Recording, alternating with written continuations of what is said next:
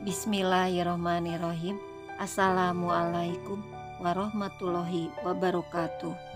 Jumpa lagi dengan Ibu Nunung. Apa kabarnya hari ini anak-anakku semuanya? Semoga kita selalu tetap sehat ya. Baiklah, sebelum belajar marilah kita berdoa dulu bersama-sama. Robbi zidni ilman warzuqni fahman. Amin. Anak-anakku yang Ibu cintai dan Ibu banggakan, hari ini kita masih belajar tema 7, yaitu tentang benda, hewan, dan tanaman di sekitarku. Subtema ke-1, benda hidup dan benda tak hidup di sekitarku. Pembelajaran ke-4 dan ke-5. Adapun tujuan pembelajaran kita hari ini adalah 1. Anak-anak dapat mengenal ciri benda hidup. 2. Anak-anak dapat membuat kalimat perbandingan. Yang ketiga, anak-anak dapat menyusun kalimat. Dan yang keempat, anak-anak dapat menentukan nilai tempat suatu bilangan. Anak-anakku yang hebat-hebat dan penuh semangat, perlu kita syukuri karunia Tuhan dalam bentuk apapun. Misalnya, manusia termasuk benda hidup. Manusia dapat bertambah berat badannya maupun bertambah tinggi badannya. Selain itu, dalam pertumbuhannya, manusia memerlukan makanan. Makanan yang sehat sangat penting untuk kesehatan dan pertumbuhan. Anak-anakku yang soleh dan solehah, Tuhan telah mencukupkan makanan untuk pertumbuhan manusia. Sekarang, mari kita amati pada gambar berikut ini tentang mengenal ciri benda. Nah, Ananda semua, pada pembelajaran sebelumnya, kalian tentu sudah mengenal tentang ciri-ciri benda hidup. Pada gambar berikut ini adalah gambar manusia yang tumbuh besar. Diawali pada pertumbuhan masa usia balita, kemudian masa anak-anak, dan usia remaja, usia dewasa awal, dan usia sudah dewasa atau sudah melalui penuaan. Benda hidup dapat tumbuh besar. Benda hidup dapat bertambah berat dan tinggi. Demikian pula hewan dan tumbuhan juga dapat bertambah tinggi. Sementara benda tak hidup tidak dapat bertambah besar ataupun bertambah tinggi. Sekarang anak-anak akan belajar menulis kalimat pembanding berdasarkan gambar. Perhatikan gambar berikut ini. Kemudian buatlah kalimat perbandingannya. Ada sebuah buku berwarna biru dan satu buah buku berwarna merah.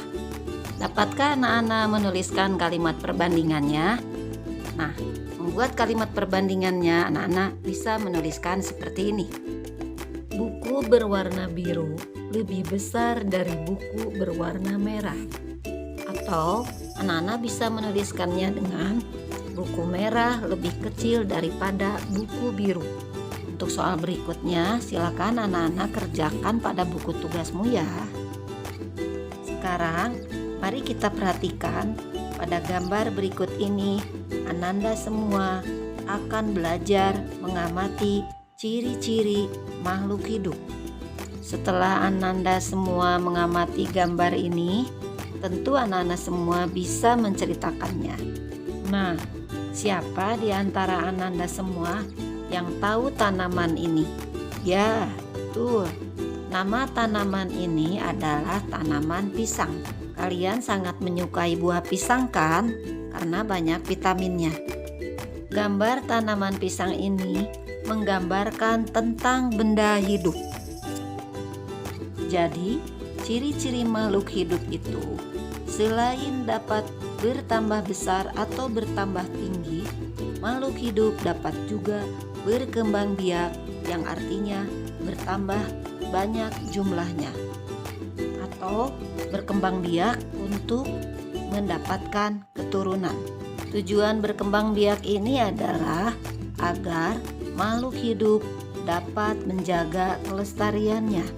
Misalnya, pohon pisang dapat berkembang biak dengan tunasnya, atau ayam dapat berkembang biak dengan telurnya, kemudian meneteskan anak-anaknya. Nah, anak-anak yang hebat-hebat, sekarang kita akan membuat kalimat berdasarkan gambar. Perhatikan gambar di bawah ini. Buatlah kalimat berdasarkan gambar-gambar di bawah ini. Agar tidak punah, benda hidup berkembang biak. Pada soal nomor 1, tampak gambar seekor ayam sedang bertelur. Bagaimana cara membuat kalimatnya? Anak-anak bisa menuliskan dengan agar tidak punah, ayam berkembang biak dengan telurnya. Untuk soal berikutnya, silakan Ananda kerjakan pada halaman 32. Berikutnya, Ananda semua akan belajar mengenai menghitung jumlah benda. Silakan anak-anak perhatikan, tampak pada gambar ada telur yang diletakkan pada keranjang kecil dan ada telur yang diletakkan pada keranjang besar. Keranjang besar adalah keranjang puluhan dan keranjang kecil adalah keranjang satuan. Berapakah jumlah telur keseluruhannya? Jumlah telur keseluruhannya ada 25. Jadi 25 sama dengan 20 ditambah 5. Angka 2 menempati nilai puluhan, sedangkan angka 5 menempati nilai satuan. Berikutnya, anak-anak akan berlatih menghitung. Lengkapilah nama bilangan dan nilai tempat sesuai bilangan yang ditunjukkan.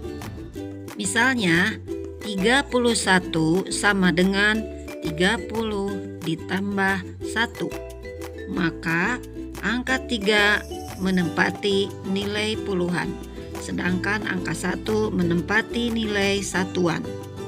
Latihan soal pada halaman 34 silahkan dikerjakan ya pada buku tugasmu. Nah, anak-anak yang hebat, demikianlah materi yang bisa Ibu sampaikan pada hari ini. Semoga bermanfaat untuk kita semua. Ibu tutup dengan doa. Subhanaka Allahumma wa bihamdika asyhadu an la ilaha illa anta astaghfiruka wa atubu ilaik. Alhamdulillahirabbil alamin. Sampai bertemu lagi anak-anak.